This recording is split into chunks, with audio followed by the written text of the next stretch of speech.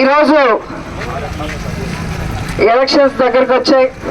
ఈ 5 సంవత్సరాల కాలంలో జగన్మోహన్ రెడ్డి గారు తన పాదయాత్రలో ప్రజల కష్టాలు చూసి విని అవి దూరం చేసేందుకు నేనున్నాను అంటూ భరోసా ఇచ్చారు.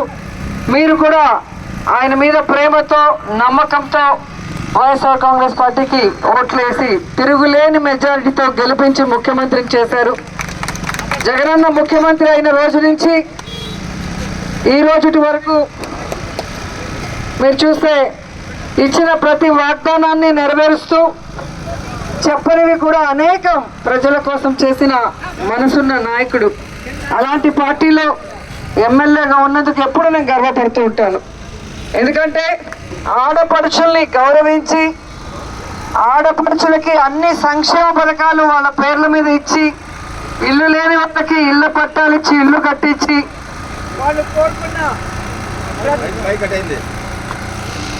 వాళ్ళు కోరుకున్న అన్ని రకాల సంక్షేమం అభివృద్ధి అందించడమే కాకుండా కుటుంబంలో వారికంటూ ఒక గౌరవాన్ని కల్పించి మగవాళ్ళకి సమానంగా వాళ్ళకి ఆ ఇంట్లో ఎంత ప్రాతినిధ్యం ఇచ్చారో మీ అందరికీ కూడా తెలుసు. ఈరోజు మీ పిల్లలకి చక్కటి చదువునిచ్చారు.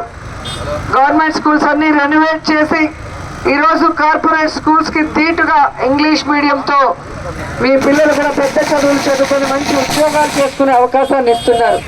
అలాగే ప్రతి కుటుంబానికి కూడా ఆరోగ్యాన్ని అందించాలి అన్న చిత్తశుద్ధితో ఈరోజు ఇంటింటికి మెడికల్ టెస్టులు చేయించడం జరిగింది.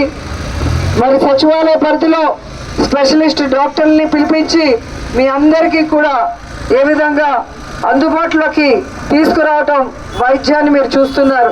అలాగే ఆరోగ్యశ్రీని 5 నుంచి 25 లక్షలకి పెంచడమే కాకుండా ఈరోజు ఫ్యామిలీ డాక్టర్ కాన్సెప్ట్తో మన కాన్సెప్ట్లో ఉన్న 100 బెడెడ్ హాస్పిటల్ కానీ పిహెచ్సిలు కానీ సిహెచ్సిలు అన్నీ కూడా రెనోవేట్ చేసి అన్నీ కూడా మరి వారి వారి నియోజకవర్గాల్లోనే అందుబాటులోకి తీసుకురావడం కూడా మీరు గమనిస్తున్నారు.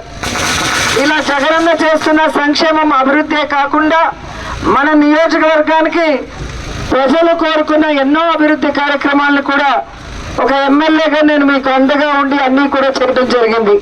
అలాగే మా రోజా చారిటబుల్ ట్రస్ట్ ద్వారా కూడా ఎంతో మంది పేదవాళ్ళకి ఆర్థికంగా సహాయాన్ని అందించడమే కాకుండా అనేక కార్యక్రమాలు కూడా చేయడం జరిగింది.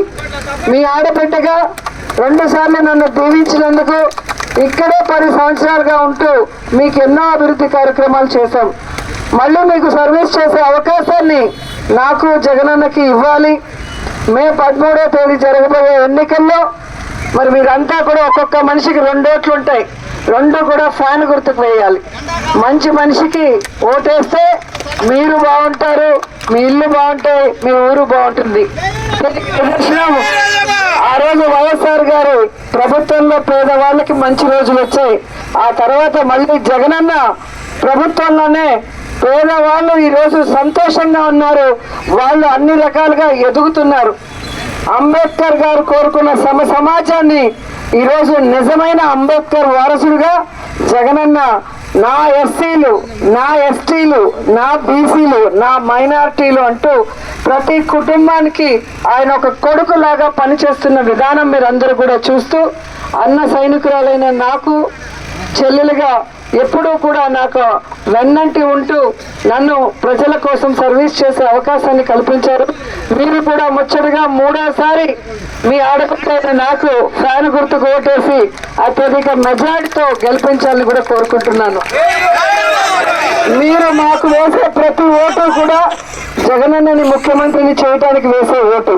అది గుర్తుపెట్టుకొని ప్రతి మనిషి 2 ఓట్లు, ఒకటి ఎమ్మెల్యేకి, ఒకటి ఎంపీకి, 2 కూడా ఫ్యాన్ గుర్తుకు వేసి గెలిపించాలని కోరుకుంటున్నాను.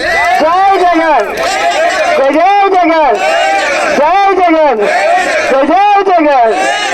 Thank you.